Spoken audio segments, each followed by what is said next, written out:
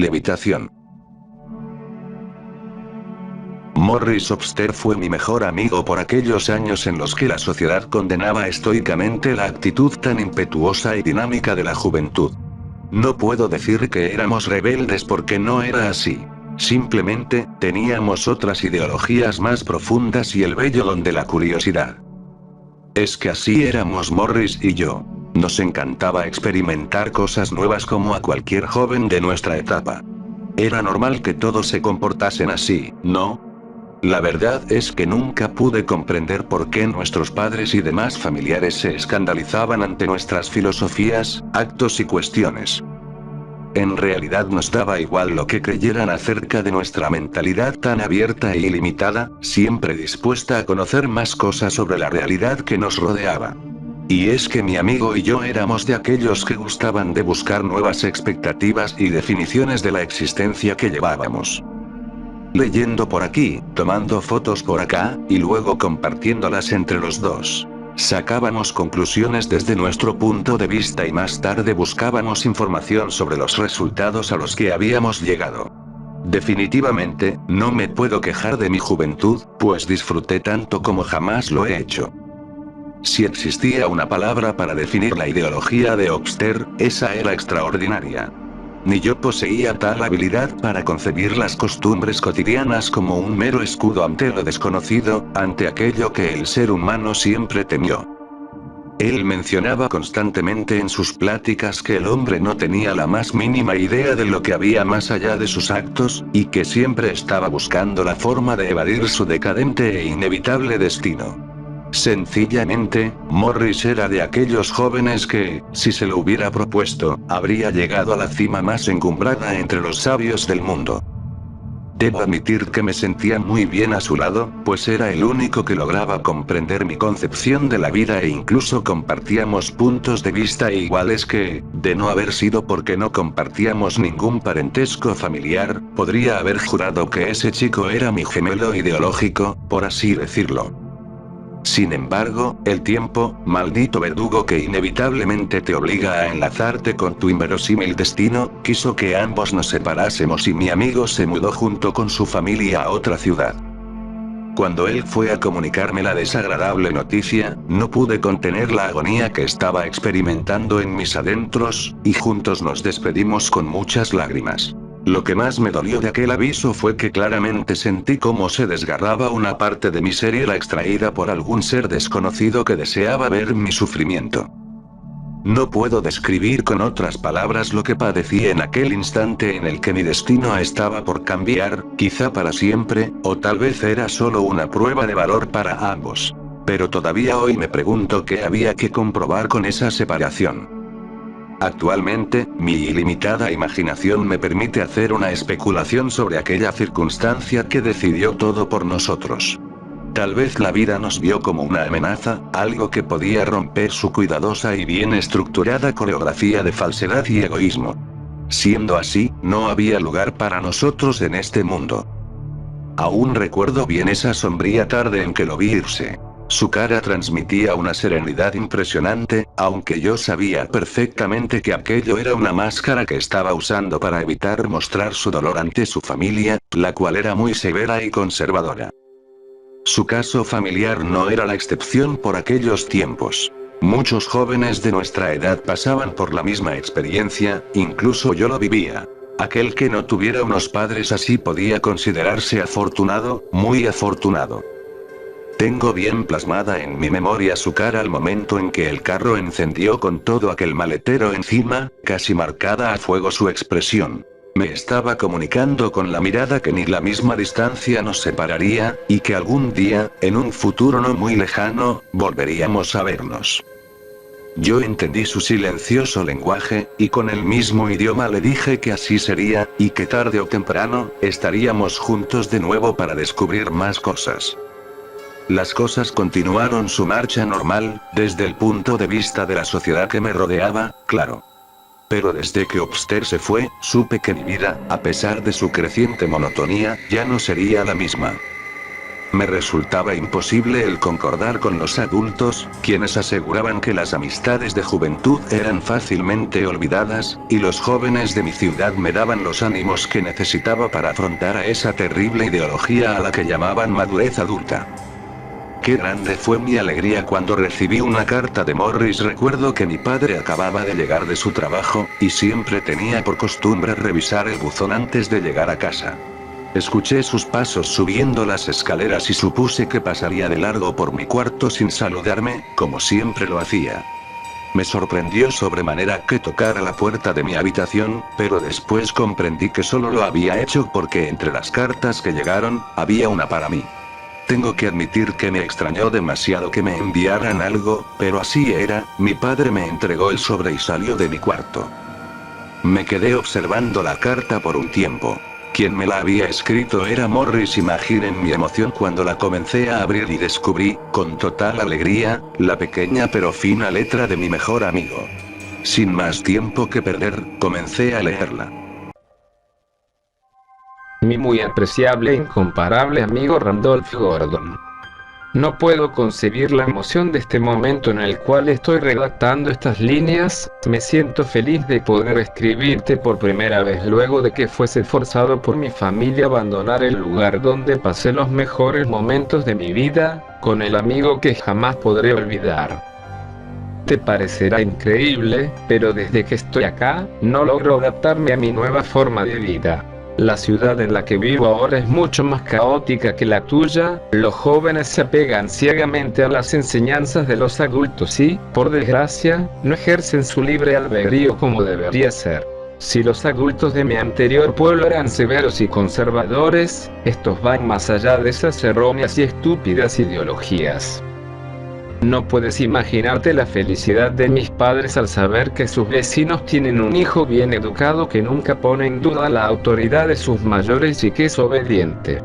Solo puedo pensar en la debilidad de pensamiento que posee ese pobre muchacho, y no lo culpo. La verdad no puedo hacerlo porque el ambiente en que ha crecido lo moldeó así y así se quedará para su eterna desgracia. Por otro lado, mi familia a cada momento menciona que cuánto hubieran dado porque yo creciera desde un principio en esta maldita ciudad, y están diciéndomelo a cada momento del día. En la escuela soy visto como el rebelde sin causa y he tenido choques de personalidad con todos los profesores, incluso con la directora. Me han llamado varias veces la atención por defender mis justos derechos y cada vez que me pongo en contra de los pensamientos tan cerrados de mis maestros, mis padres son citados para conversar con ellos, y los exhortan a que me pongan en mi lugar o alguien más lo hará un día. Ellos, como siempre lo has sabido y es costumbre del lugar donde estás, dicen que se avergüenzan de mí, que debería aprender a comportarme como el hombre que soy, que definitivamente tendrán que enseñarme a levitar. No entiendo a qué se refieren con eso, pero sospecho que no es nada bueno.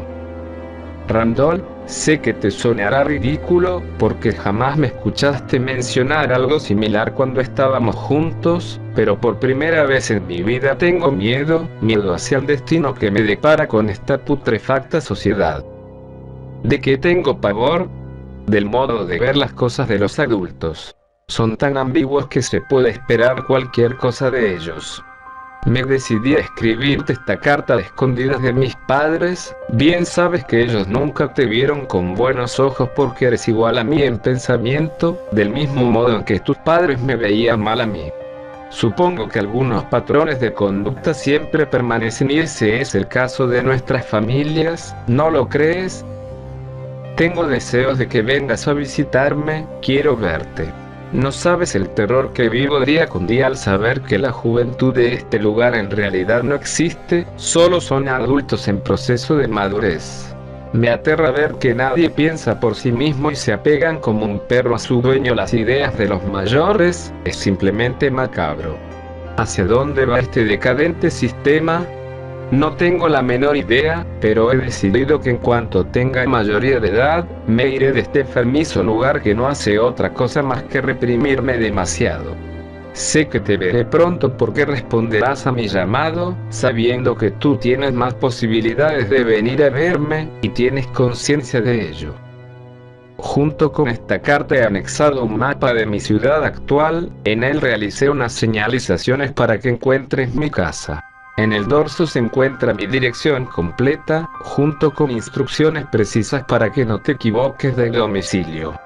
Si hago todo esto es porque me urge verte. Necesito hablar con una persona que me entienda y me ayude a soportar esta situación.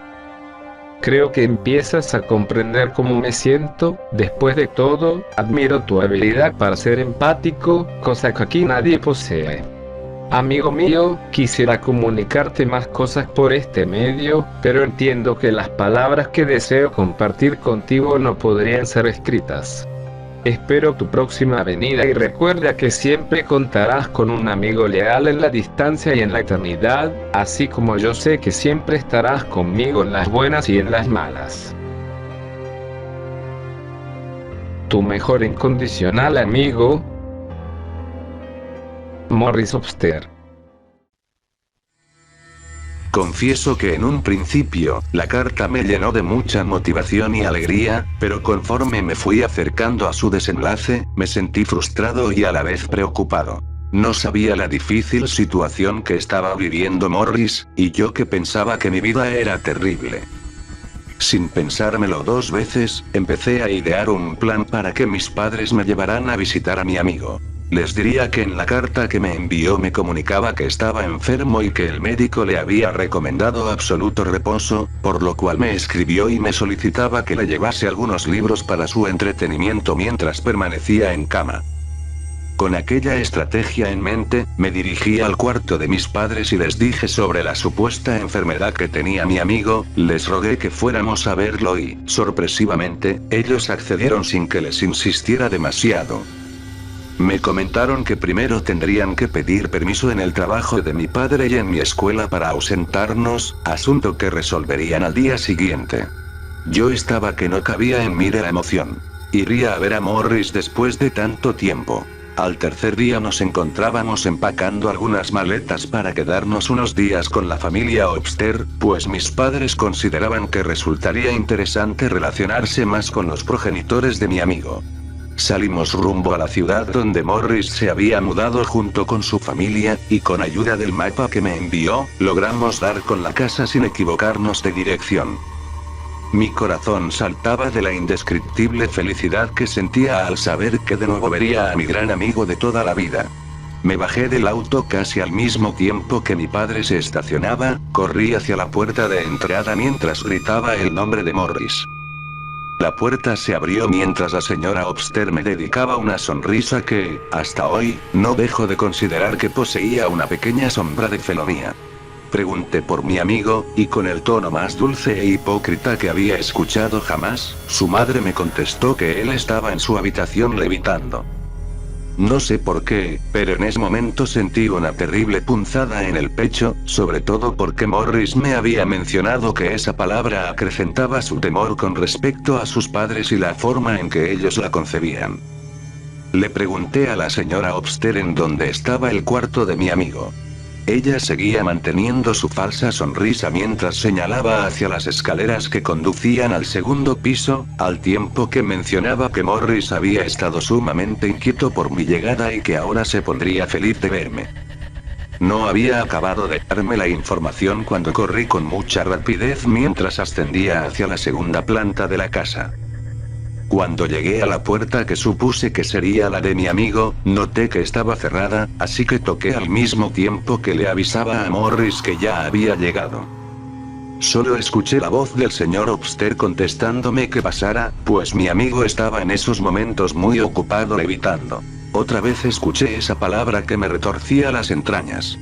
Con mucha lentitud abrí la puerta, pues pensé que Morris estaba quizá reflexionando sobre algo muy sumido en sus pensamientos para que no me contestase, y además, ¿qué hacía su padre con él en su habitación? Mis pensamientos fueron cortados de tajo mientras observaba, boquiabierto, algo que jamás creí que vería en la vida real. Ahí, en medio del cuarto, estaba mi amigo literalmente levitando, tal y como lo habían mencionado sus padres. No lo podía creer, no lo quería creer. Empecé a entrar en un estado de shock mientras seguía mirando a mi amigo, en su rostro se dibujaba esa misma expresión que me había dedicado el día que se fue de mi ciudad. Serenidad, una tranquilidad infinita y esa particular sonrisa suya que me dedicaba cuando decía que todo iba a salir bien. Continué viéndolo, realmente levitaba, pues sus pies no tocaban el suelo. Era increíble, pero cierto. Recuerdo que escuché decir a su padre que ahora Morris, gracias a la levitación, aprendería a comportarse como un joven de buenos modales y que sería un gran ejemplo para mí de ahora en adelante. La cara del señor Obster expresaba alegría y orgullo. No podría estar más feliz de su hijo. Desperté en el Hospital General de la ciudad, rodeado de las preocupantes miradas de mis padres. Me dijeron que me había desmayado por la emoción de volver a ver a mi amigo, pero sabía que decían eso para tranquilizarme. Como solo había sido un desvanecimiento temporal, el médico me dio de alta enseguida. En la sala de espera estaban los padres de mi amigo, felices de que mi desmayo no hubiese pasado a mayores. Pregunté una y otra vez por Morris a sus progenitores, y ellos, con una gran sonrisa de satisfacción, solo se limitaban a decirme que ahora él era un chico muy educado y obediente, y que debería estar orgulloso por ser amigo de un muchacho así. Yo simplemente no podía creerlo. Me puse histérico y les grité enfrente de todos los que se encontraban ahí y de mis padres que estaban completamente locos, que su retorcida ideología no conocía límites y que no había ningún motivo para estar feliz por haberlo obligado a convertirse en lo que ahora era. Las personas del hospital se quedaron mirando conmocionados aquella escena, jamás habían visto a un joven alzarle la voz así a sus mayores. Mis padres estaban avergonzados por mi supuesto escándalo y me sacaron a rastras de aquel indiferente lugar. Nadie hizo nada para defender mis ideas, nadie, y sé que nadie jamás lo hará, no en esa maldita y putrefacta ciudad. Debido a mi indecente comportamiento, mis padres decidieron regresar a casa esa misma tarde, comunicándome que los padres de Morris no deseaban volver a verme, ya que me consideraban una mala influencia para su hijo. Yo solo quería despedirme de él por última vez y decirle que lamentaba no haber llegado antes para salvarlo de su levitación, solo quería eso. Sentí un terrible dolor en mi pecho mientras nos alejábamos de aquella fatídica y repugnante ciudad. Mis padres, completamente decepcionados de mi forma de expresarme ante los Obster, me dijeron que también deberían aplicar conmigo esa técnica de la levitación, pues así aprendería a ser un chico correcto y bien portado. Recuerdo que en ese instante comencé a odiar enfermizamente a mis padres, tanto como aborrecía a los de mi mejor amigo. El tiempo, en su marcha incansable, hizo que ya no le diera motivos a mis padres para que cumplieran aquella terrible amenaza que tenía por objetivo despojarme de mis ideales. En cuanto cumplí la mayoría de edad, abandoné la casa porque no soportaba vivir con aquellos dos seres tan aborrecibles. Me mudé a un pequeño poblado, lejos de mi antiguo hogar. Puedo decir que ahora llevo una vida tranquila, pero no feliz. El recuerdo de la sorprendente levitación de mi amigo me persigue a todos lados. La última vez que lo vi, su cara me volvía a decir que algún día estaríamos juntos para siempre, y jamás lo dudé. Creo en su palabra y siempre seguiré creyendo en ella, a pesar de que él ya no será nunca lo que alguna vez conocí. Pensándolo bien, yo tampoco quiero seguir siendo lo que soy ahora. He leído su carta muchas veces en mis tiempos de soledad para sentirme acompañado, y siempre se ha quedado marcada en mí, tal y como si fuese un tatuaje, aquella palabra que le dio un sentido nuevo a la vida de mi amigo y estaba por formar parte de la mía. Seguramente, si me vieran mis padres, estarían orgullosos de mí. Sin dilación, terminó de escribir estas líneas para decirles a todos ustedes que la experiencia de la levitación me servirá para comprender por qué mi amigo tenía esa expresión en su rostro aquel día. Era muy pacífica. Sé que ninguno de ustedes comprenderá el motivo que me lleva a hacer esto, pero solo quiero saber qué sintió mi amigo cuando su padre lo hizo levitar.